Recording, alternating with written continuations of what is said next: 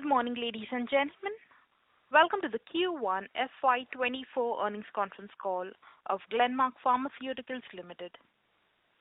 As a reminder, all participant lines will be in the listen-only mode, and there will be an opportunity for you to ask questions after the presentation concludes.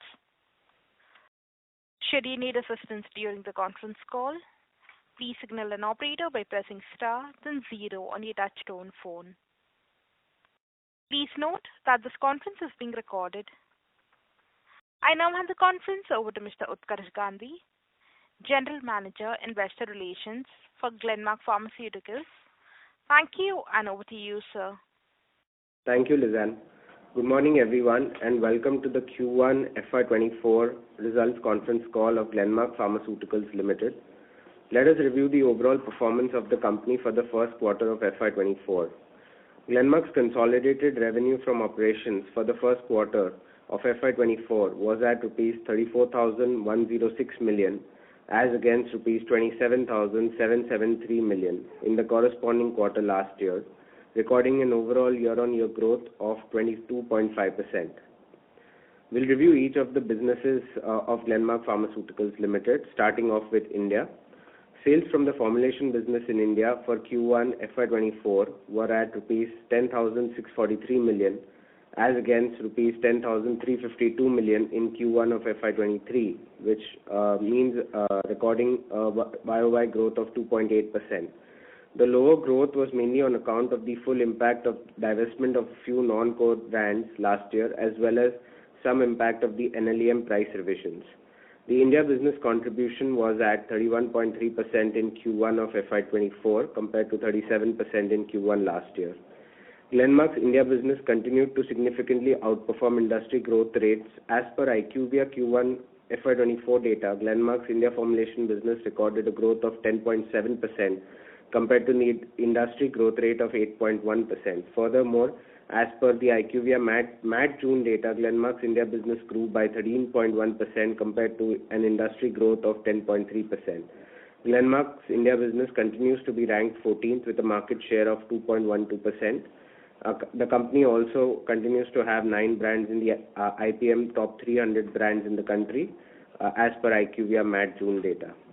In Q1 and June 2023, contribution from the chronic therapeutic segments for Glenmark was at 47% and 45% respectively. In terms of key therapeutic segments, Glenmark is ranked second in both respiratory and dermatology segments. In addition, Glenmark is ranked 5th in the cardiac segment and 17th in the diabetic segment. During the quarter, Glenmark's India business also considerably improved its market share in these key therapeutic areas. As per IQVIA June data, the dermatology market share increased to 7.42%. The Glenmark share in the respiratory market increased to 5.65%, while Glenmark's share in the cardiac market increased to 5.23%.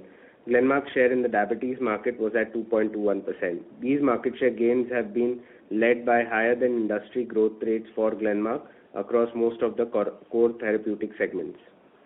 Glenmark is expecting business growth to remain stable in spite of a recent slowdown in certain acute segments of the industry, such as respiratory and anti-infectives. The company has launched multiple line extensions during the quarter and continues to gain market share in some of the key launches across the core therapeutic segments. And the company continues to have a healthy pipeline of differentiated products which it will launch in the market going forward. The consumer care business in India, primary sales for the Glenmark's consumer care business in Q1 FY24 were rupees 781 million with a growth of 21.3%, which was mirrored by a strong double-digit secondary growth of 17%. The company's flagship brand Candid Powder delivered revenue growth of 29% in Q1. La Shield portfolio delivered 2% growth in Q1, which was low primarily due to a high base last year. And the Scalp portfolio recorded growth of 58% in the first quarter of FY24. Moving on to North America, the North America business registered revenue of rupees 8,085 million, which is about $98.4 million for the first quarter of FY24, as against rupees 6,628 million, which is about $86.1 million for Q1 FY23, which translates into year-on-year growth rate of 22%. The North America business contribution was at 23.8% compared to 23.9% in Q1 last year. In the first quarter, Glenmark launched clindamycin hydrochloride capsules, which was approved in the previous quarter. Additionally, Glenmark filed 2 ANDAs in the first quarter of FY24. The company plans to file 2 to 3 applications in the forthcoming quarter and a total of 10 to 12 ANDAs in FY24. Glenmark's marketing portfolio consists of 183 generic products which are authorized for distribution in the US market, and the company has 50 applications pending at various stages of the approval process. Europe business. Glenmark's Europe operations for Q1 FY24 were at rupees 5,732 million as against rupees 3,300 million in Q1 last year, recording a year-on-year growth of 73.7%. The Europe business contributed 16.9% to the total revenues in the first quarter of FY24.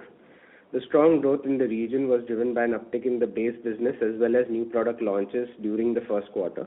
The Western European business recorded high double-digit growth for Q1, with markets like the UK and Spain growing significantly. Among the key markets, the UK recorded strong growth on the back of key launches, particularly in the generics business, and key markets in Central and Eastern Europe such as Czech and Poland also recorded strong secondary sales growth. Glenmark's respiratory portfolio in Europe has also been a key factor for the strong performance in Q1. The company has seen a strong uptake across all 4 respiratory brands that it has launched, particularly brands like Ryaltris and Soprobec. Ryaltris continues to exhibit strong growth across markets in which both Glenmark and partner Menarini have launched the product, and Salmex and Astomex also continue to sustain its market share across the CE markets, both in terms of value and volume. In addition, the company mentioned in the last earnings call that it has filed 4 additional respiratory products for the EU markets, and which would be launched over the next 2 to 3 years. And Glenmark has also entered the Italian market and will be expanding across the country in the forthcoming quarters. ROW region, which consists of Asia, Middle East, Africa, Russia, CIS, and Latin America. For the first quarter of FY24, revenue from the ROW region was rupees 5,512 million as against rupees 4,226 million for Q1 last year, recording a year-on-year growth of 30.4%. For Q1 FY24, the ROW business contribution was at 16.2% compared to 15.2% last year. The company witnessed healthy growth in the base business across all sub-regions of the ROW market, starting off with Russia. As per IQVIA YTD June and MAC June data, Glenmark's Russia business recorded growth of 34% and 17% respectively in value. This has been driven by all key brands including Ryaltris, Ascoril and Montelizir. Amongst the dermatology companies, Glenmark ranks 10th as per MAC June 2023 data, and amongst the companies present in the expectorants market in Russia, Glenmark continues to maintain its strong second rank as per the MAC June data. In June, Glenmark also launched Ascoril LS, which is a combination to further consolidate its leadership position in the expectorants market. The Asia region recorded 14% secondary sales growth, which was driven by markets like Philippines and Vietnam. Dermatology and respiratory are the key therapeutic areas in which Glenmark is present in Asia and contribute significantly to the overall sales. In addition, Ryaltris was launched by Glenmark in the Malaysian market in Q1 FY24. We've seen good demand so far post-launch, and Ryaltris continues to hold 18+% value market share in Australia across the top allergic rhinitis products. The product has also received strong response in South Korea post-launch in Q3 of last year by partner Yuan Corporation. Middle East Africa region recorded 20% plus growth in sales during the first quarter. Glenmark continues to be ranked 3rd in the overall Kenya market. Further, the company continued to achieve strong secondary sales growth in South Africa, UAE.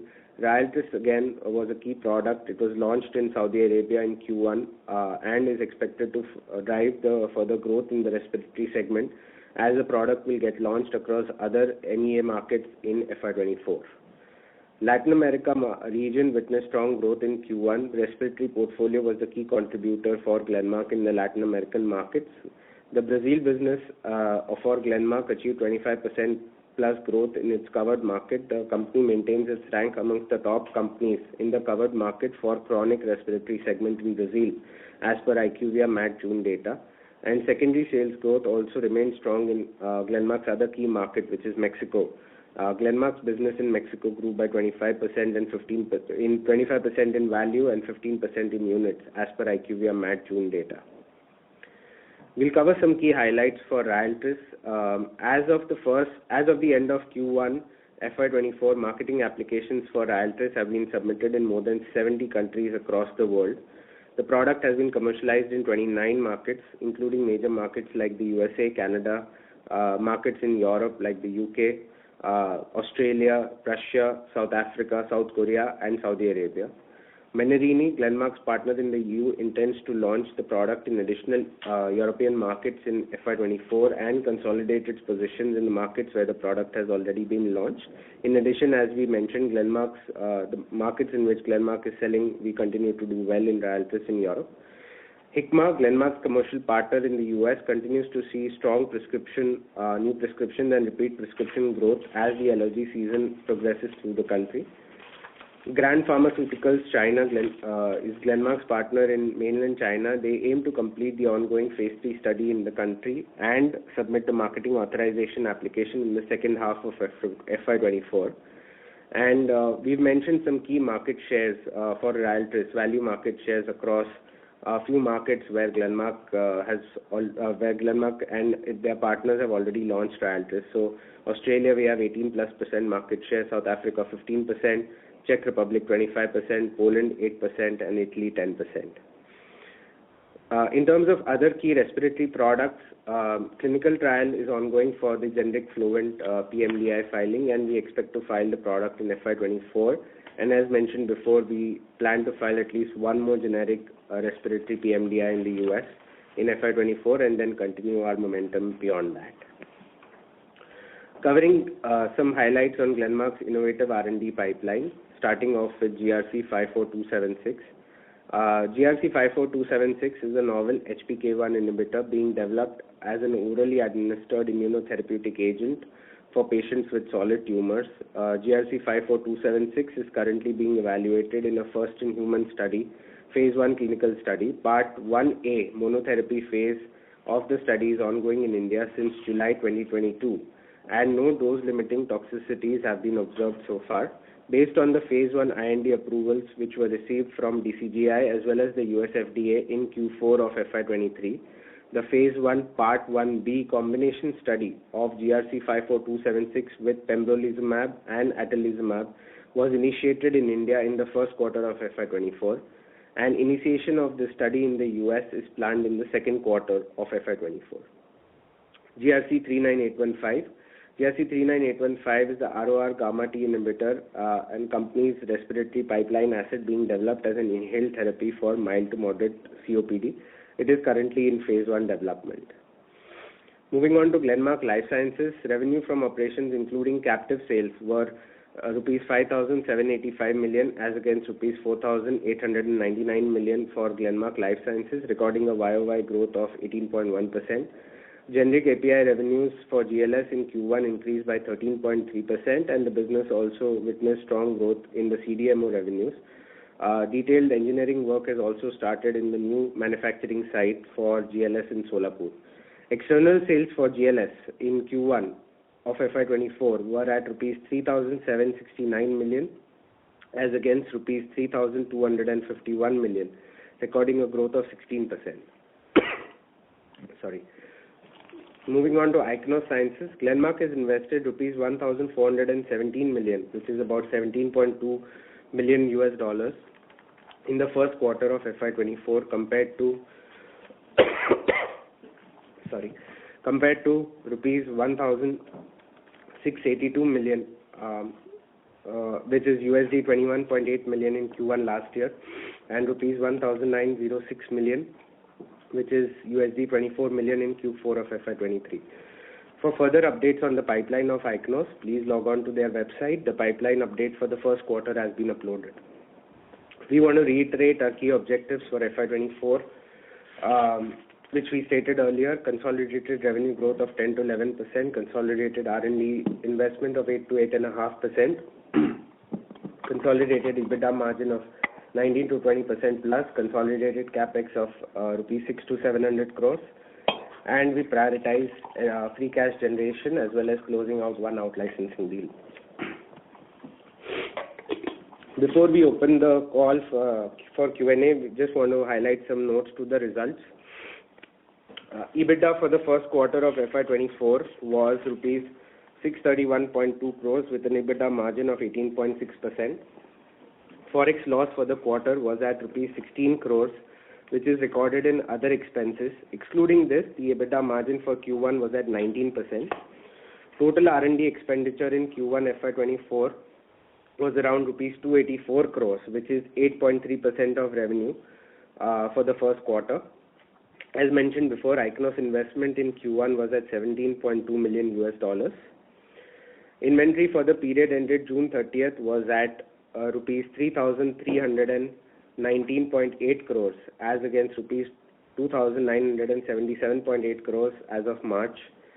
Receivables as of June 30th, 2023 was at rupees 4,183.7 crores as against rupees 4,098.6 crores as of March, and payables as of June 30th was at rupees 2,508.1 crores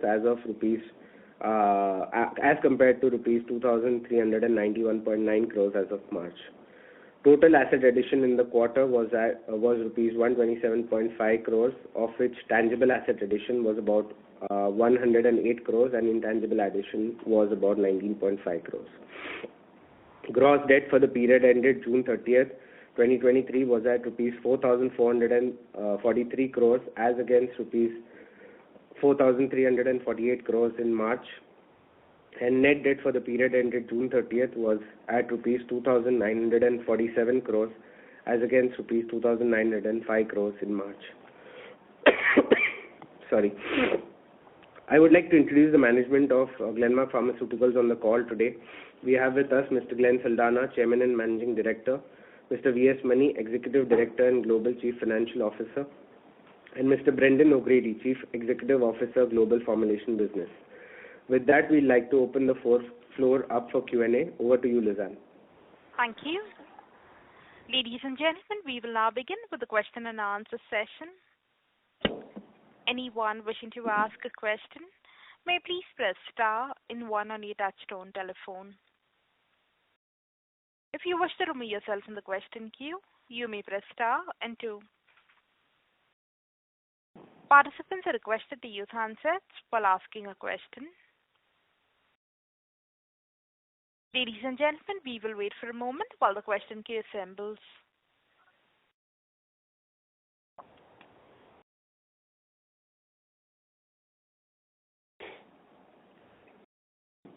Participants, if you wish to ask a question, you may please press star and 1.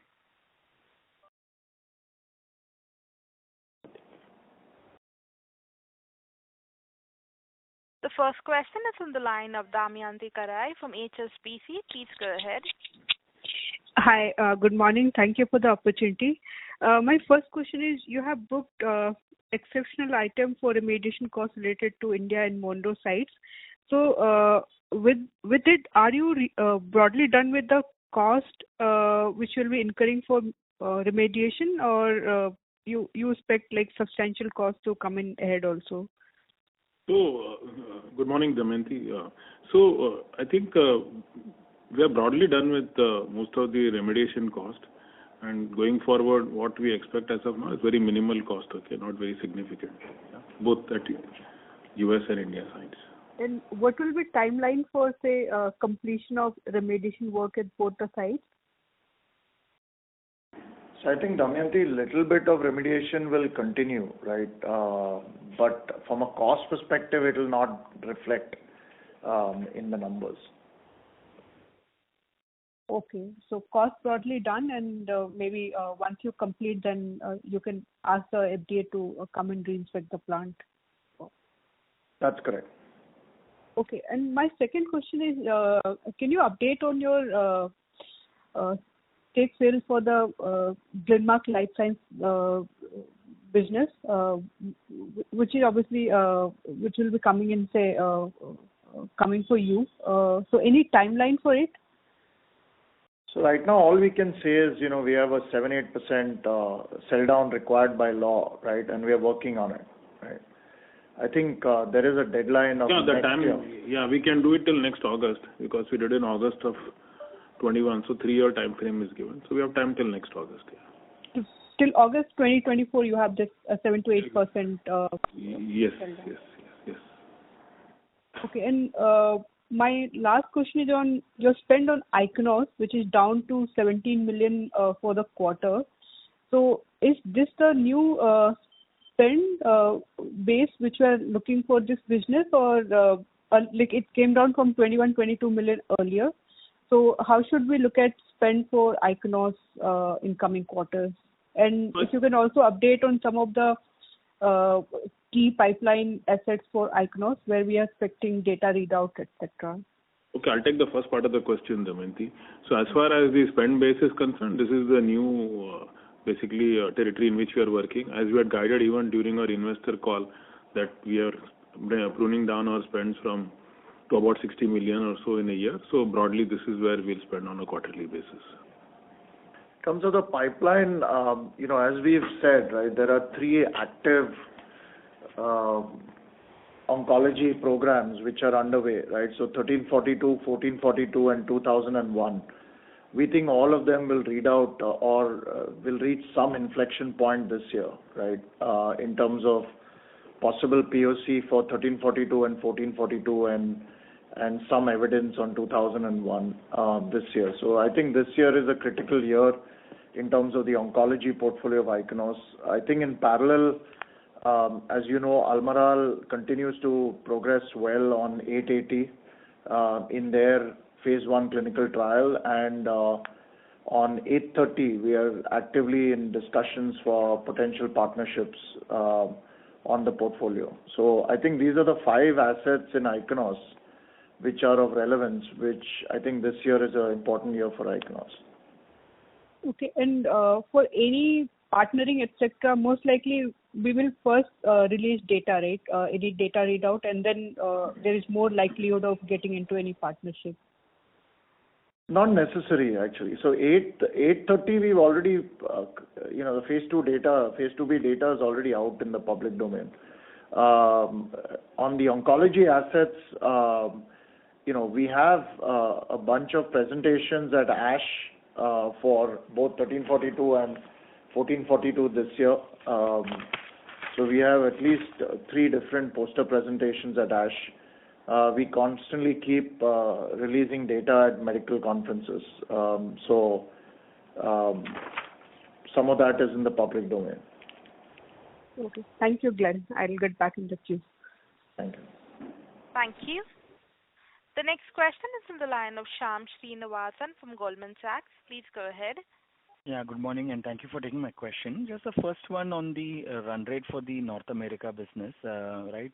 We saw sequential improvement in fourth quarter, but again, quarter one, it's come off.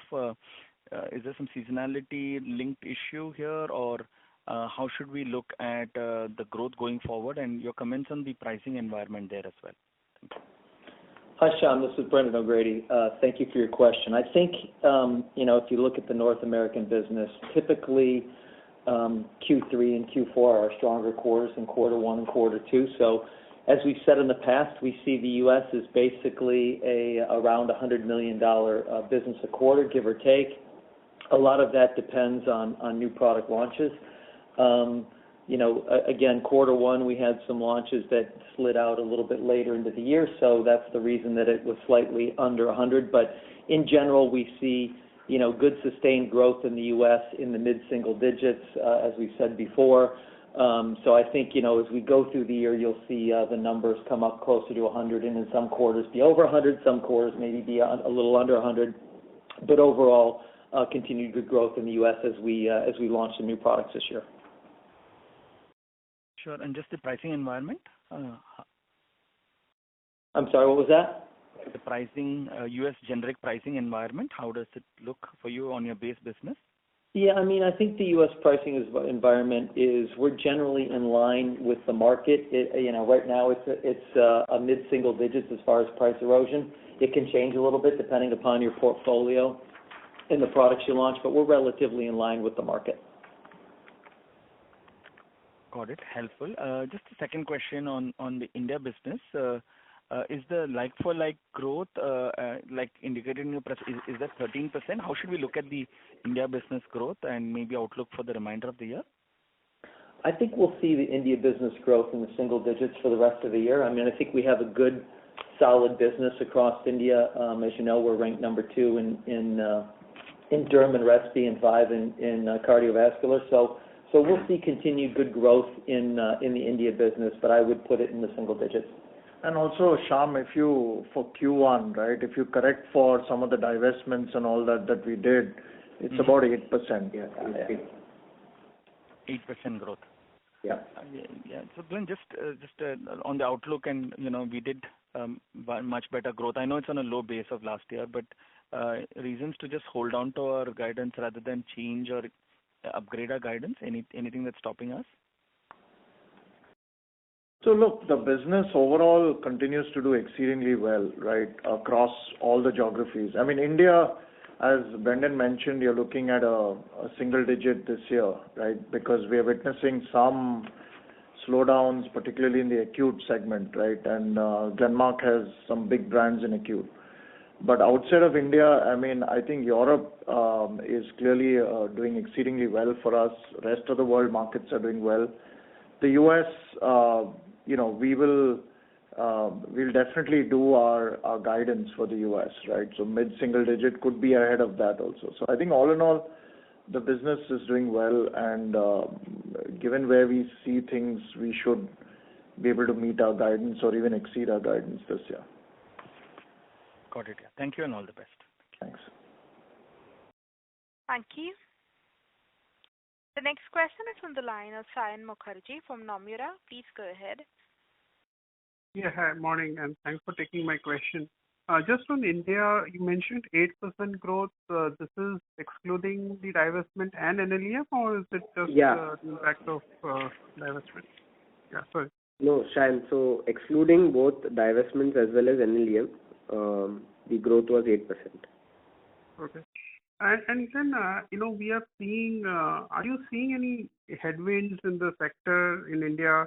The volume growth are quite low, and we are sort of hearing about the policy moves to ask doctors to prescribe, using generic names. We are seeing companies getting into trade generic. So are you seeing these headwinds building up for the industry, which is bringing down the volume growth? And for this 8% growth that you mentioned, if you can break it down between the volume and price increases? So I think, Shyam, on the policy side, it's all very new, right? It's just come out a few days ago. We're still trying to understand what are the implications of that. But outside of that, I think, the sector in India will continue to do well, right? I mean, just given the growth that you're witnessing across the board, right, between branded products, generics, OTC, as a platform, institution. So, I mean, there is enough of opportunity for companies to take advantage of the India platform, right, if they're able to look deep growth.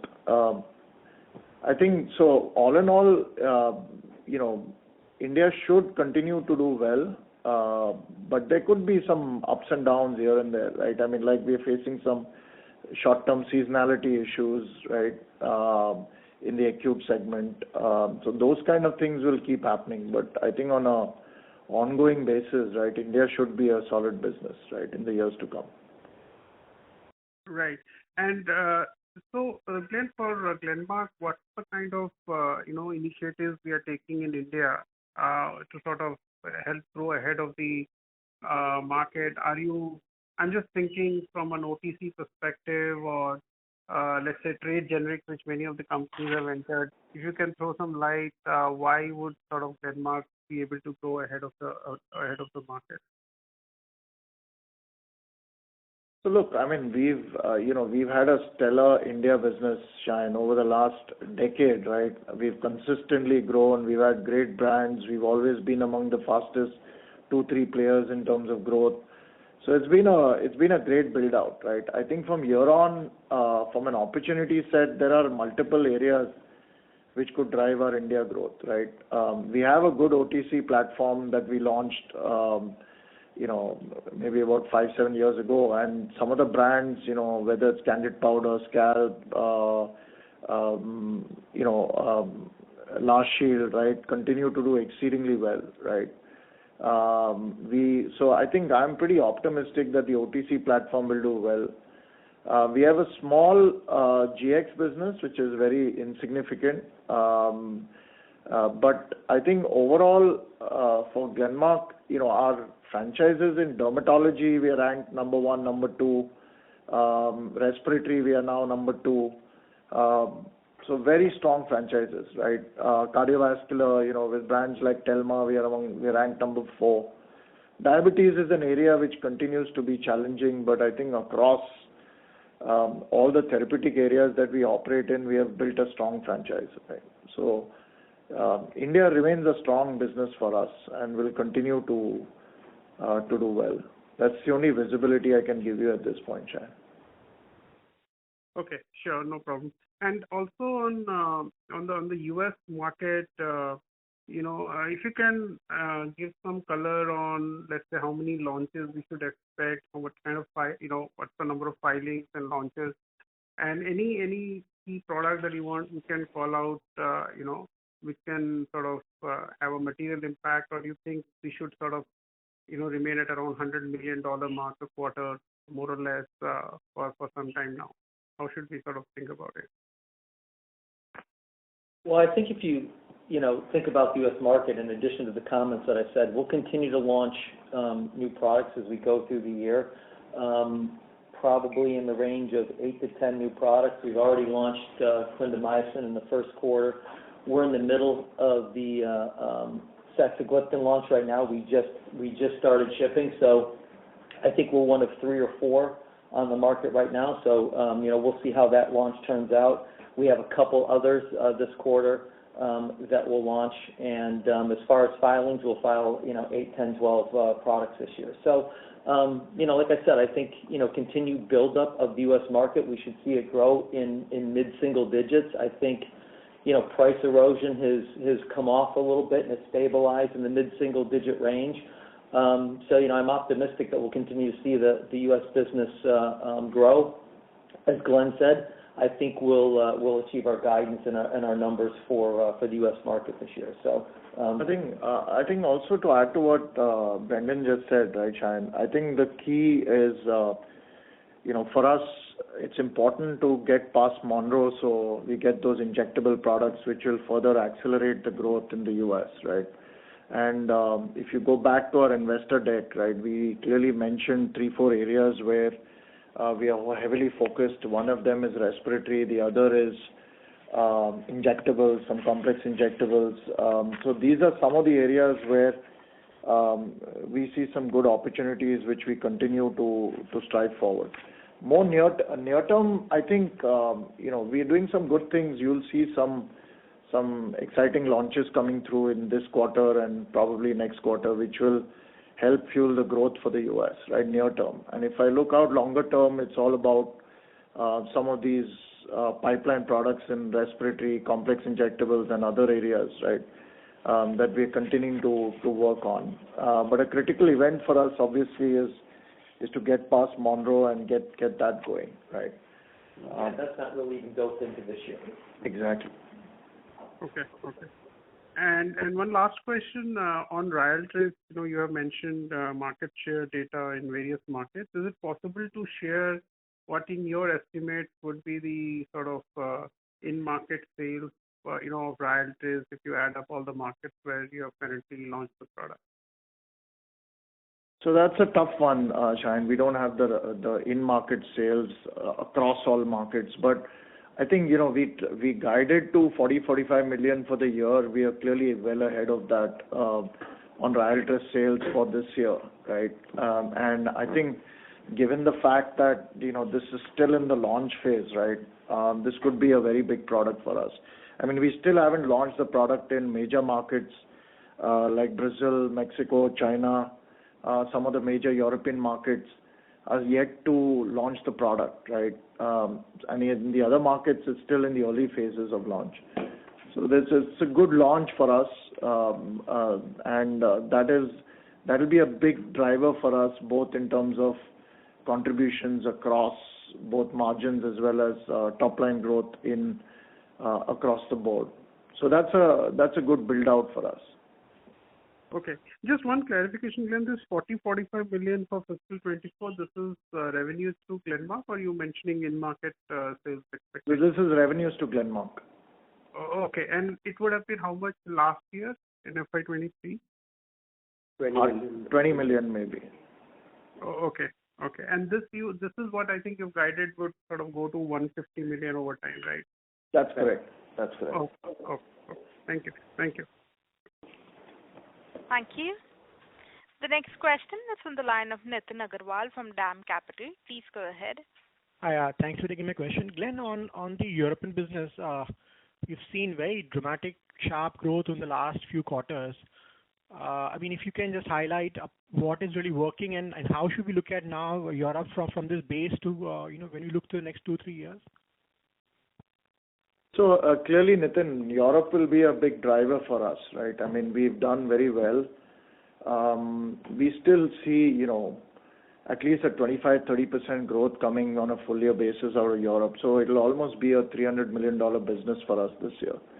So that's pretty substantial given the fact that our US business is about 420 million, and we've taken so long to build it out. So it's a great build out for us.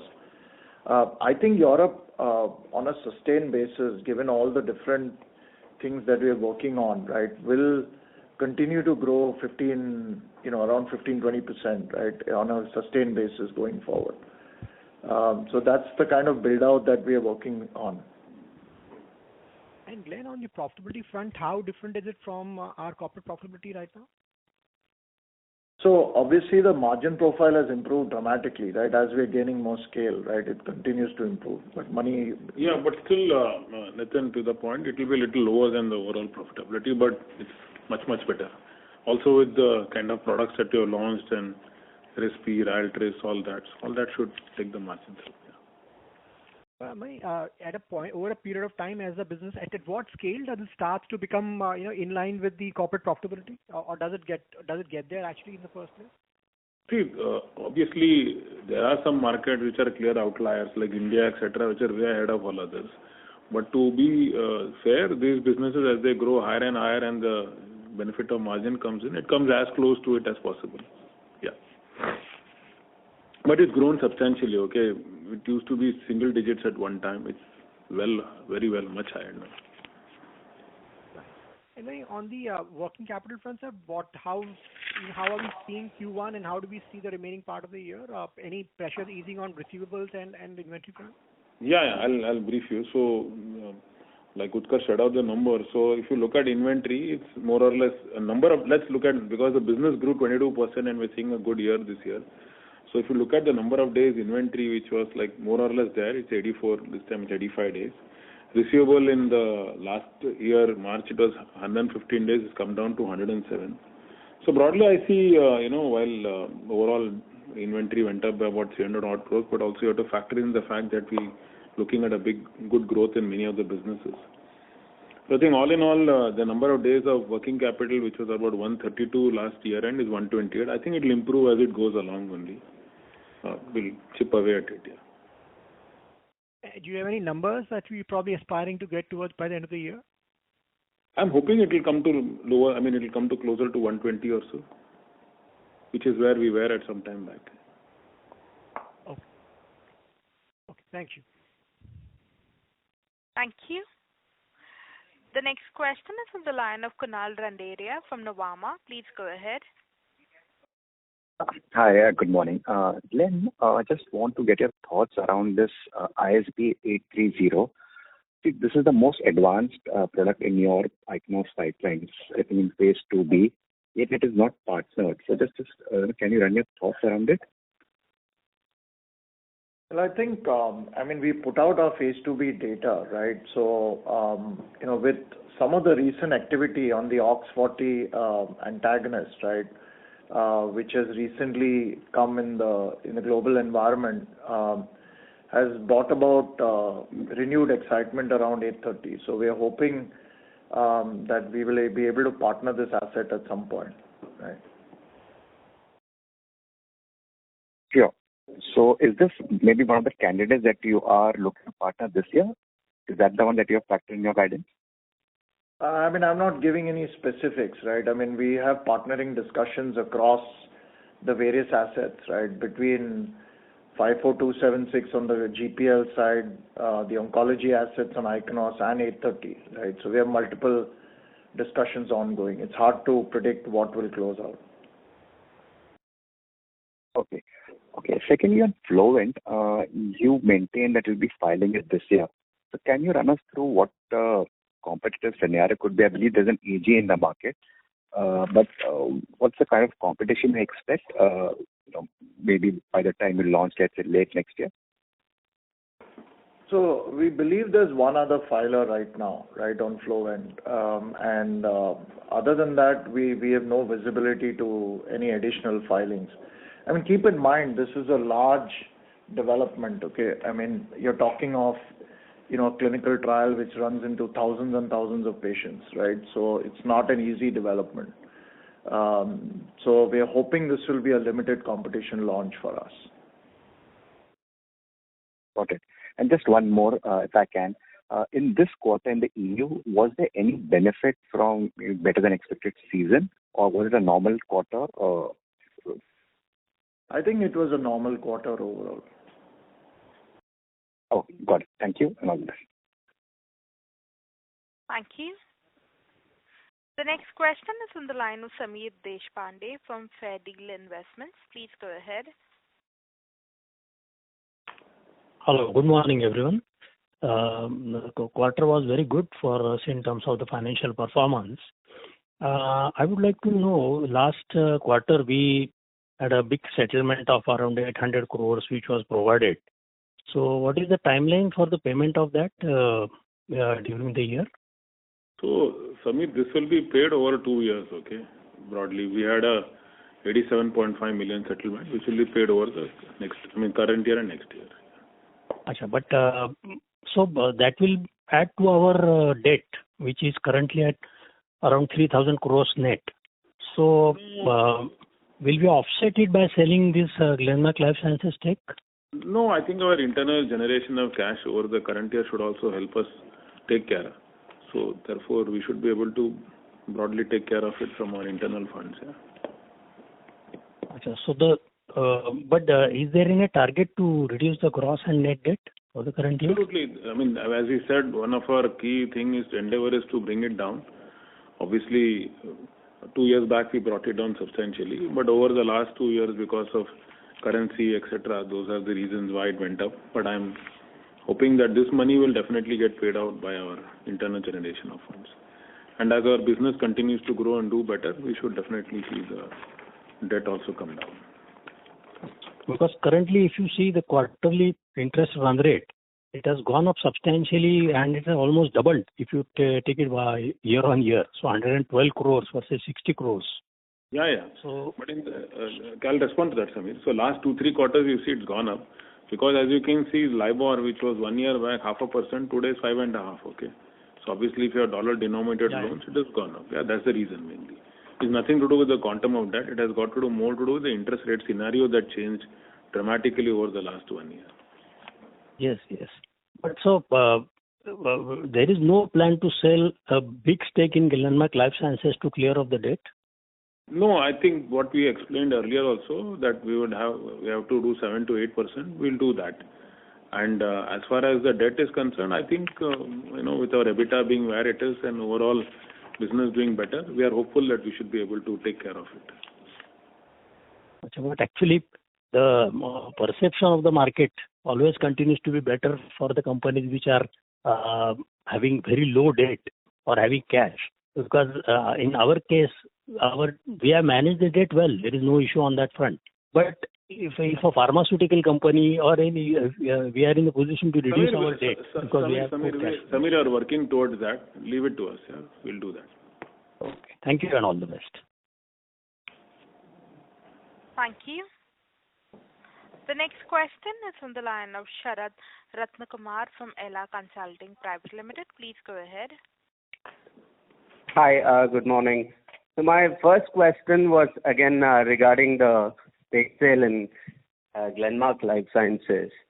So, can you address in terms of twofold? One, the cash flow requirements as the previous participant asked. And second, can you give some comfort to the minority shareholders in terms of what percentage we're looking to sell? Because, it looks like Glenlife is, a very good cash generating company at the moment, right? So, Sharad, I'll respond to that. So, basically, as per law, we have to bring it down to public shareholding overall to 25%. So, there is a 7 to 8%. So, that's what we are working on today. Okay. And as far as the cash flow requirements are there, we are broadly managing everything. We're generating enough funds. Business is doing well. So, I think that will take care of it. Okay. Thank you. And so I think in the previous quarter call, we'd mentioned that we'd spent about 200 plus crores in consultancy charges for the remediation. And despite that, we've received a warning letter from US FDA. So can you throw some light on what possibly went wrong? Is it the choice of consultant? Is it that we were not able to address the requirements of the consultant sufficiently? What went wrong there? So I think what will be helpful now, probably you need to understand it a little better, how it works, okay? So obviously the US FDA had come and they give us observations, etc., and they work with us. Obviously we have to start working on the remediation cost. On the remediation, and that will cost money, okay? And as far as they take their time in giving the letter, so it's not that they, in spite of doing this, there is a warning letter. The warning letter happened because of the earlier this. So we have done the remediation, and that is why now it will help us to get back in business, okay? That's what I'm saying, in from that plant. Okay. So we are saying that we are going to probably continue a little bit more of the remediation without incurring any major cost. Minimal cost, that's what we said, minimal cost, yeah, because obviously it will have its, while they are doing work, a lot of it is already done, we are hoping. And this is across the pharma industry, okay, so there are other peers also who spend similar money whenever they have any kind of this, okay.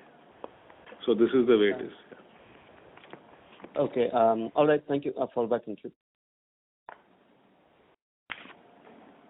Thank you. Ladies and gentlemen, that was the last question. I now hand the conference over to Mr. Utkarsh Gandhi for his closing comments. Thanks, Lizanne. We'll just read the disclaimer before we end the call. This document has been prepared by Glenmark Pharmaceuticals Limited, and the information, statements and analysis made in this document and during the call describing company or its affiliates' objectives, projections and estimates are forward-looking statements. These statements are based on current expectations, forecasts and assumptions that are subject to risks and uncertainties, which could cause actual outcomes and results to differ materially from these statements depending upon economic conditions, government policies and other factors. No representation or warranty, either expressed or implied, is provided in relation to this document, and this document should not be regarded by recipients as a substitute for the exercise of their judgment. The company undertakes no obligation to update or revise any forward-looking statements, whether as a result of new information, future events, or otherwise. With this, we can end the call. Thank you all for joining us today. Thank you, members of the management team.